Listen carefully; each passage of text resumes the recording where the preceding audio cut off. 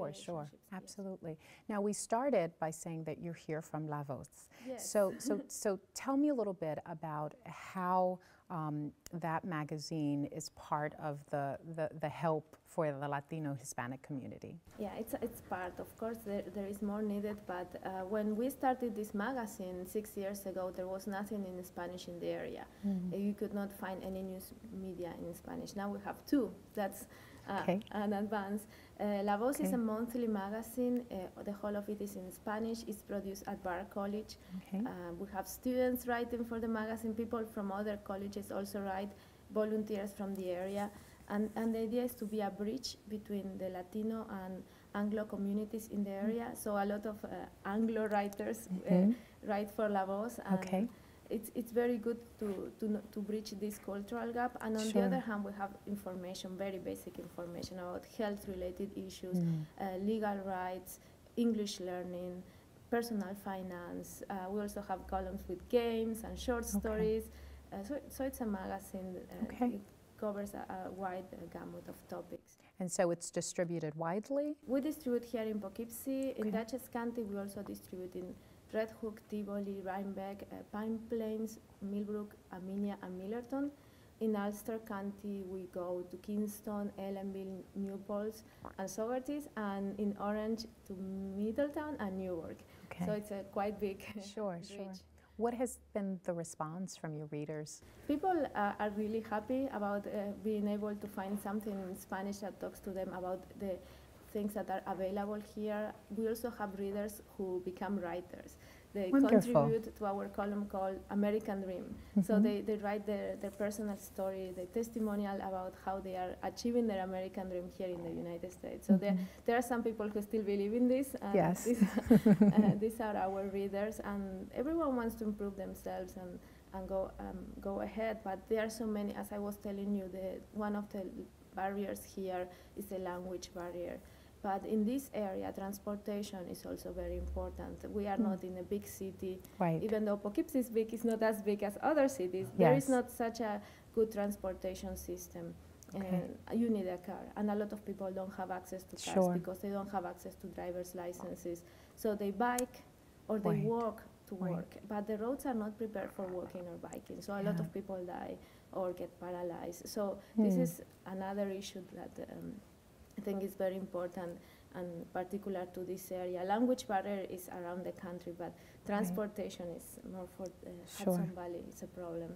Sure, that makes sense. That there's, I mean, certainly that there are general things that if you are a immigrant anywhere would be an issue, but that there are things that are specific to the area that you're living in. Let me ask you to say a little bit about you know, you talked about students writing and then others writing as well.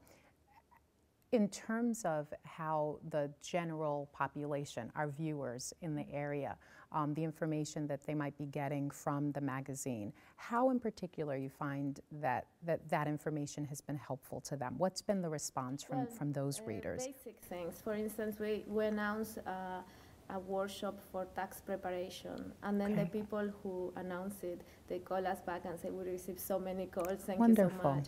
You know, things like this. This is how I know that people are going to the services that we are announcing. And so, and of course, readers that send their stories, their personal stories, as I say.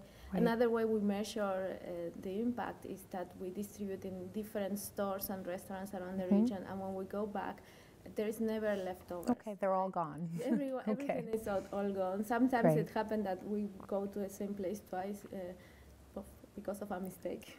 So one day and 2 days later we distribute again, and everything is gone, and people take them, right? And we have subscribers, so.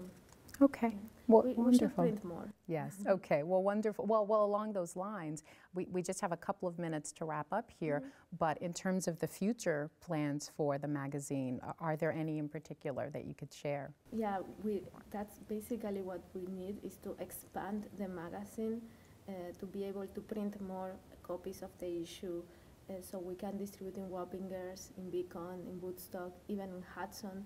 So there are cities that are also having a large Latino component that we are not reaching to. So I think that will be our next step. Okay. If you were going to just, say one challenge specifically for the Latino population here in the area, what do you think that is, and what might you suggest as a solution? As I said, the problem is access. Okay. Access to education, access to English learning, access to healthcare, access to transportation, even access to lawyers that are not fraud. There are a lot of people who call themselves immigrant lawyers. They are not. Okay. And they are just stealing people because the people want to be legalized. They want their papers. Okay. So I think that a solution would be immigration reform.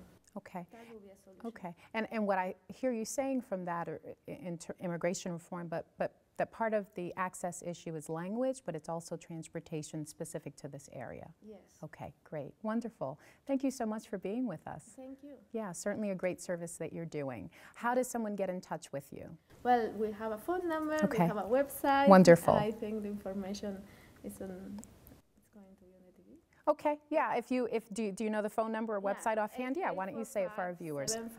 758-6822, extension 3759. The website is lavoz, lavoz.bard.edu. Great, thank you so much. Thank you. And thank you. Please stay tuned. We'll be right back.